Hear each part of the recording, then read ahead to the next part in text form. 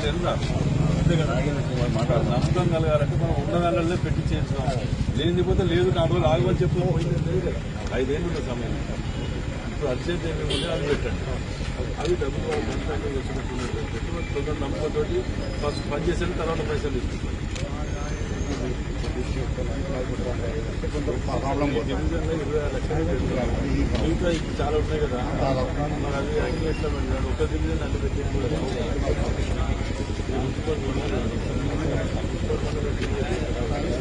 అయితే సార్ ఏమంటే అయితే అన్ని వాళ్ళ సాయంత్రం ఇచ్చేస్తారు.